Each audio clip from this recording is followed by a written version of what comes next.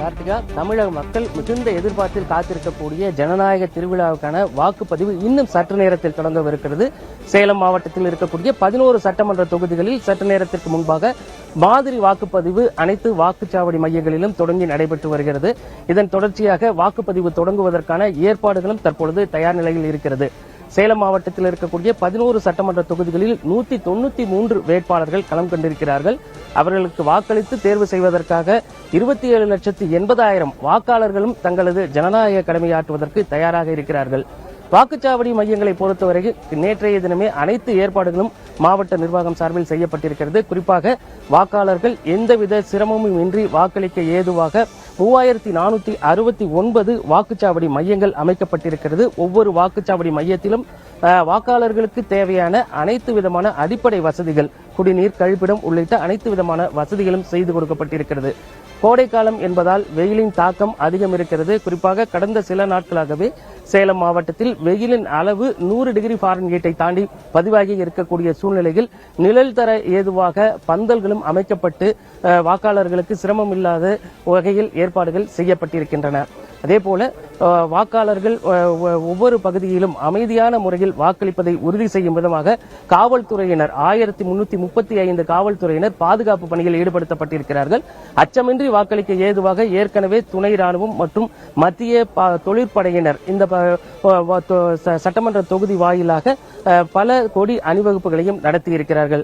இன்றைய தினம் இன்னும் சற்று நேரத்தில் நான் இருக்கக்கூடிய சிலுவம்பாளையம் ஊராட்சி ஒன்றிய தொடக்கப்பள்ளியில் அதிமுக பொதுச் செயலாளர் எடப்பாடி பழனிசாமி தனது வாக்கினை பதிவு செய்ய இருக்கிறார்.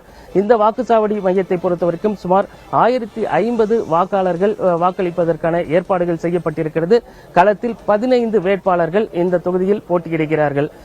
காவல்துறையை பொறுத்தவரைக்கும் இந்த வாக்குச்சாவடி, குறிப்பாக இந்த வாக்குச்சாவடி மையத்தில் கெடுபிடிகள் அதிகமாக இருக்கிறது. குறிப்பாக அனுமதி அடையாள அட்டை பெற்ற ஊடகத்துறையினர் சென்று அந்த பகுதியில் ஒளிப்பதிவு செய்வதற்கு தடை விதித்து முன்பகுதியிலேயே இது போன்ற தடுப்புகள் அமைத்து, நமது ஒளிப்பதிவாளர் காட்டிக் கொண்டிருப்பது போல தடுப்புகள் அமைத்து பத்திரிகையாளர்களும் ஊடகத்துறையினரும் இந்த பகுதியை தாண்டி செல்லக்கூடாது அப்படிங்கிற ஒரு விஷயத்தையும் தொடர்ச்சியாக வலியுறுத்திட்டு இருக்கிறதுனால ஊடகத்துறையினருக்கும் காவல்துறையினருக்கும் சற்றே சிறு வாக்குவாதமும் ஏற்பட்ட வண்ணம் இருக்கிறது.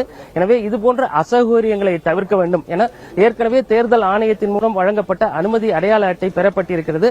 ஆனால் இங்கே உள்ளே சென்று அந்த நுழைவாயிலுறை அனுமதிக்கப்பட்ட இடம் வரை செல்வதற்கு கூட இங்கே காவல்துறையினர் அனுமதி மறுக்கக்கூடிய ஒரு சூழல் இருக்கிறது. கார்த்திகா,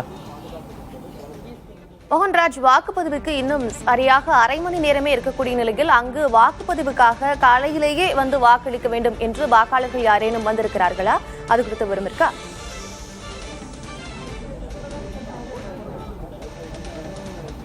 இந்த சிலுவம்பாளையம் பொறுத்தவரைக்கும் ஒரு கிராம பகுதி. இந்த பகுதியில் வழக்கமாக காலை 7 மணிக்கு வாக்குப்பதிவு தொடங்கும் நேரத்திலேயே மக்கள், வாக்காளர்கள் அதிக அளவில் இந்த பகுதிக்கு வருகை தருவது வழக்கம். ஆர்வத்தோடு தற்போது இதுவரைக்கும் யாரும் வரவில்லை என்றாலும் கூட அந்த வாக்குப்பதிவு தொடங்கும் நேரமான காலை 7 மணிக்கு வாக்காளர்கள் இந்த பகுதிக்கு வருவார்கள் என்று எதிர்பார்க்கப்படுகிறது. ஏற்கனவே நான் குறிப்பிட்டது போல அதிமுக பொதுச் செயலாளர் எடப்பாடி பழனிசாமியின் சொந்த கிராமம், பூர்வீக கிராமம் என்பதால் அவரும் தனது குடும்பத்தாரோடு தனது வாக்கினை 7 மணியிலிருந்து 8 மணிக்குள்ளாக பதிவு செய்வது வழக்கம். அதன் அடிப்படையில் அவரும் இந்த பகுதிக்கு காலை 7 மணிக்கே வருவார் என்று எதிர்பார்க்கப்படுகிறது.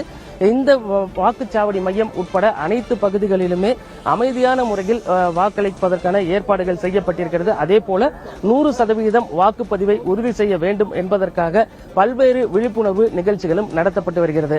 நான் ஏற்கனவே குறிப்பிட்டது போல இப்போ பார்த்துட்டு இருக்கோம் இந்த காட்சிகள் காவல்துறையினருக்கும் ஊடகத்துறையினருக்கும் இடையேயான ஒரு சின்ன கருத்து வேறுபாடு. தொடர்ந்து உள்ளே சென்று அந்த காட்சிகளை பதிவு செய்வதற்கு காவல்துறையினர் மறுப்பு தெரிவித்து வருகின்றனர்.